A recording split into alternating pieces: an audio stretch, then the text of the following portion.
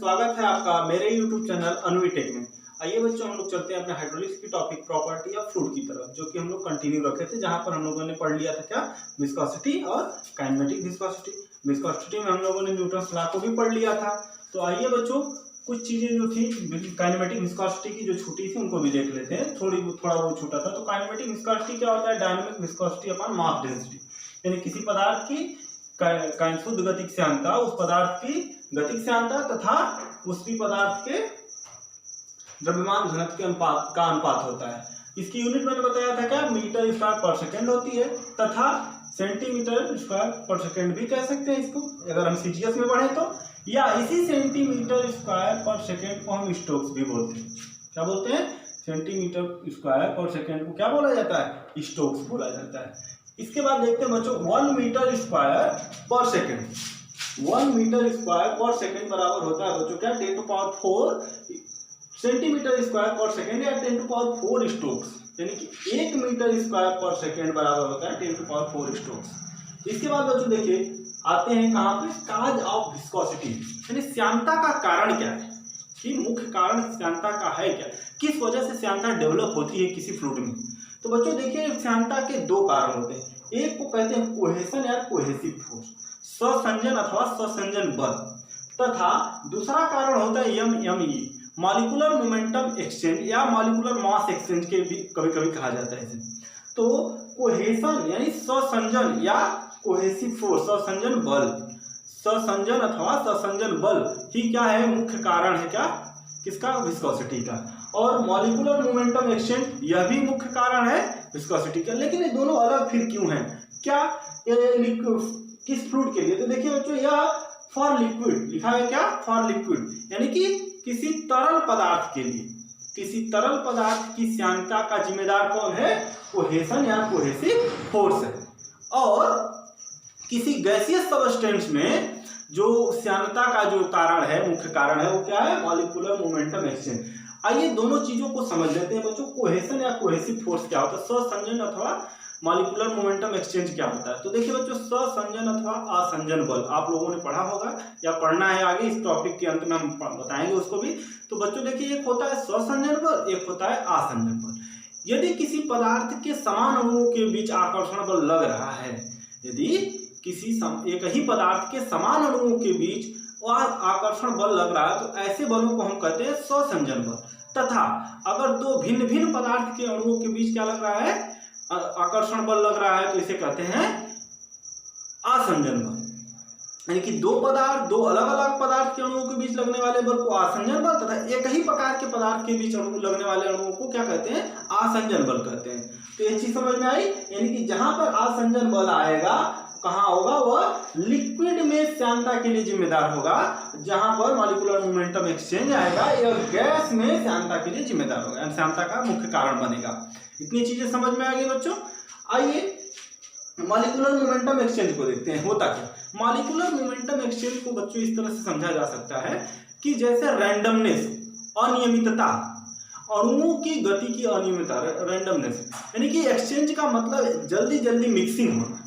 Simple भाषा में हम क्या समझ रहे हैं, मिक्सिंग होना। जैसे कभी कभी आप लोग देखे होंगे, बारिश के दिनों में जब बाढ़ आती है तो नदी का पानी खूब क्या होता है, ऐसे ऐसे करते हुए आगे बढ़ता है, यानी कि एक दूसरे में मिक्सिंग होने लगती है। तो ऐसे यानी कि इसमें क्या होता है, वाटर के पार्टिकल लगातार आपस में कोलैप्स होते रहते हैं, मिलते रहते हैं।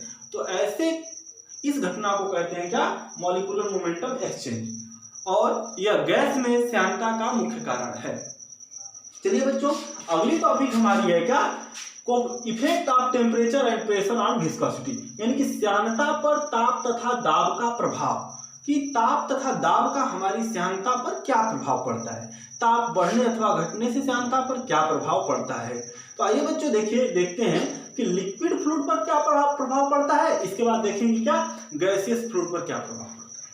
तो हमारे पास दो फ्लूइड है, दोनों में श्यानता होती है, हाँ होती है। तो आइए बच्चों पहले देखते हैं कि लिक्विड फ्लूइड में क्या होता है। तो आइए देखते हैं क्या होता है। अगर देखिए बच्चों, हम लोग क्या करेंगे, टेम्परेचर को क्या करें, बढ़ा दें, क्या करें, ताप को बढ़ाएंगे। और जब बच्चों ताप को बढ़ाएंगे तो दो अणुओं के बीच लगने वाले स्वसंजन बल, कोहेशन फोर्स या कोहेसिव फोर्स में क्या होगी, कमी आएगी, यानी दोनों अणु दूर दूर जाएंगे, यानी आकर्षण बल क्या होने लगेगा, इनमें घटने लगे। जानते हैं जब दो दूर अणु होते हैं तो आकर्षण बल कम लगता है, जैसे जैसे पास आते हैं आकर्षण बल बढ़ने लगता है। तो टेम्परेचर बढ़ने से अणु दूर दूर जाएंगे और कोहेशन जो है, कोहेशन या कोहेसिव फोर्स क्या होगा, घटेगा।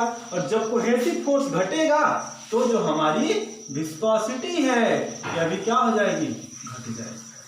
और जैसे ही हम टेम्परेचर में कमी लाएंगे तो कोहेशन फोर्स क्या होगा, यानी अणुओं के बीच लगने वाला कोहेशन फोर्स बढ़ेगा, यानी कि इनके बीच की अंतराणी की दूरी कम होगी और जैसे जैसे दूरी कम होगी आकर्षण पर प्रबल होता जाएगा और जो विस्कोसिटी है हमारी ये भी क्या हो जाएगी, बढ़ जाएगी। अब प्रेशर का इफेक्ट देख लेते हैं कि क्या होता है कि जब प्रेशर बढ़ता है बच्चों, जब प्रेशर बढ़ता है तो अणुओं के बीच की दूरी क्या होगी, जाहिर सी बात कम क्या होगी, कम होगी। और कम होगी तो कोहेशन क्या होगा, कोहेशन क्या होगा, बढ़ेगा। और जब कोहेशन बढ़ेगा तो विस्कोसिटी बढ़ेगी। लेकिन अगर यही प्रेशर घटने लगे तो ये भी घटेगा और ये भी घट जाएगी। लेकिन प्रेशर का इफेक्ट बच्चों बहुत ज्यादा नहीं पड़ता है। अगर प्रेशर को क्या किया जाए, दोगुना कर दिया जाए, यानी मान लीजिए किसी समय प्रेशर हमारा जो है P1 है, अब इस प्रेशर को, अब इसी प्रेशर को अगर 2P1 कर दें, यानी दोगुना कर दें, और मान लीजिए कि इस समय जब प्रेशर P1 है तो विस्कोसिटी हमारी x है, क्या है, x है, सॉरी इसको 2P1 नहीं 1000 P1, यानी 1000 गुना बढ़ा दें, क्या करें, 1000 गुना बढ़ा दें तो क्या होगा, जो यह विस्कोसिटी अभी x है यह क्या हो जाएगी 2x। यानी कि हम देख रहे हैं क्या कि बहुत ज्यादा क्या हो रहा है, प्रेशर बढ़ने पर, ह्यूज प्रेशर बढ़ने पर विस्कोसिटी में सिर्फ थोड़ा बहुत परिवर्तन है, दुगुना सिर्फ हो रही है। तो अभी हमने देखा क्या, टेम्परेचर का इफेक्ट, प्रेशर का इफेक्ट, यानी कि प्रेशर के प्रभाव, प्रेशर का जो है विस्कोसिटी पर प्रभाव बहुत ज्यादा नहीं पड़ता है, बहुत न्यूनतम प्रभाव पड़ता है। और यह क्या होता है बच्चों कि अगर प्रेशर को 1000 गुना हम बढ़ा दें तब जाके विस्कोसिटी में 2 गुना का परिवर्तन केवल आएगा। इस तरह देख रहे हैं क्या, प्रेशर का इफेक्ट बहुत कम पड़ता है। अगली चीज देखते हैं बच्चों कि गैसियस फ्लूइड में टेम्परेचर का क्या प्रभाव पड़ता है। अगर यह टेम्परेचर गैसियस फ्लूइड की बात करें बढ़ाएंगे तो मैंने बताया कि गैसियस फ्लूइड के लिए क्या जिम्मेदार है, मॉलिक्यूलर मोमेंटम एक्सचेंज जिम्मेदार है। तो यह मॉलिक्यूलर मोमेंटम एक्सचेंज MME क्या हो जाएगा, बढ़ेगा। क्यों बढ़ेगा बच्चों, जैसे आप पानी देखिए, पॉट में पानी ले लीजिए, उसको हीट दीजिए तो क्या होने लगती है, बॉयल होती है। और जैसे जैसे ज्यादा हीट बढ़ती जाती है तो बॉइलिंग की घटना क्या होती है, तेजी से, संवहन धाराएं तेजी से बनती है और वो तेजी से बॉयल होने लगती है चीजें। तो इसी तरह टेम्परेचर जैसे जैसे बढ़ाएंगे अणुओं के बीच मॉलिक्यूलर मोमेंटम एक्सचेंज बढ़ने लगेगा, और जैसे ही मॉलिक्यूलर मोमेंटम एक्सचेंज बढ़ेगा तो विस्कोसिटी क्या हो जाएगी, बढ़ जाएगी। और जैसे टेम्परेचर घटाएंगे तो मॉलिक्यूलर मोमेंटम एक्सचेंज क्या होगा, घटेगा, कम होगा, तो यह विस्कोसिटी भी क्या होगी, घट जाएगी। क्या होगी, घट जाएगी। और गैसियस फ्लूइड के लिए सीधी सी बात, जैसी बात है कि प्रेशर जैसे जैसे बढ़ेगा तो क्या होगा, मॉलिक्यूलर मोमेंटम एक्सचेंज यहां पर एक तरह से देखें तो घटना चाहिए, लेकिन वो क्या होंगे, मॉलिक्यूल पास पास आएंगे और प्रेशर बढ़ने के साथ साथ क्या होगा, मॉलिक्यूलर मोमेंटम एक्सचेंज क्या होना चाहिए, गैसियस फ्लूइड में बढ़ जाता है। और जब बढ़ जाएगा तो विस्कोसिटी जो है हमारी क्या होगी, बढ़ जाएगी। गैसियस केस फ्लूइड के केस में ये चीजें एकदम स्पष्ट है कि प्रेशर बढ़ने से मॉलिक्यूलर मोमेंटम एक्सचेंज बढ़ेगा और विस्कोसिटी बढ़ेगी। कारण देखिए, प्रेशर कुकर में आप लोग क्या बनाते हैं, खाना बनाते हैं, क्यों जल्दी बन जाता है, प्रेशर बढ़ जाता है। प्रेशर बढ़ जाता है मतलब उसमें बॉइलिंग की घटना जो है वो तेजी से होने लगती है, और जब तेजी से होगी तो क्या होगा, मॉलिक्यूलर मोमेंटम एक्सचेंज बढ़ जाएगा, और जब मॉलिक्यूलर मोमेंटम एक्सचेंज बढ़ेगा तो विस्कोसिटी बढ़ जाएगी। आइए बच्चों चलते हैं, देखते हैं क्या होता है काइनेमेटिक विस्कोसिटी और डायनामिक विस्कोसिटी में बेसिक डिफरेंस।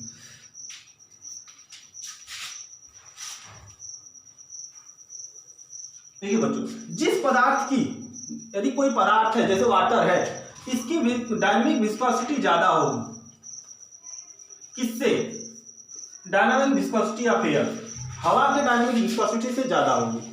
और अगर काइनेमेटिक विस्कोसिटी है वाटर की, तो यह ज्यादा होगी काइनेमेटिक विस्कोसिटी ऑफ एयर। क्या होगी? Kinematic viscosity of air. परंतु होगा क्या यहाँ पर, अगर एक ही पदार्थ की काइनेमेटिक विस्कोसिटी और उसके डायनामिक विस्कोसिटी पर विचार करें,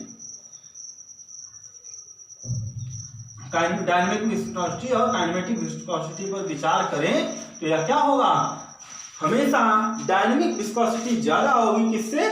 काइनेमेटिक विस्कोसिटी से। क्या होगी? डायनामिक विस्कोसिटी ज्यादा होगी किससे? काइनेमेटिक विस्कोसिटी से। परंतु एयर के केस में बच्चों यह चीज अपवाद हो जाती है। हवा के केस में क्या हो जाता है? एक्सेप्शन आता है। क्या? कि हवा की जो काइनेमेटिक विस्कोसिटी है, हवा की जो काइनेमेटिक विस्कोसिटी है यह ज्यादा होती है किससे? अपनी ही डायनामिक विस्कोसिटी से, अपनी ही डायनामिक विस्कोसिटी से। जबकि सामान्यतः मैंने क्या बताया कि एक ही पदार्थ की डायनामिक विस्कोसिटी जो होती है काइनेमेटिक विस्कोसिटी से कम होगी, और एक ही पदार्थ की डायनामिक विस्कोसिटी अपने ही पदार्थ की काइनेमेटिक विस्कोसिटी से क्या होगी? अधिक होगी।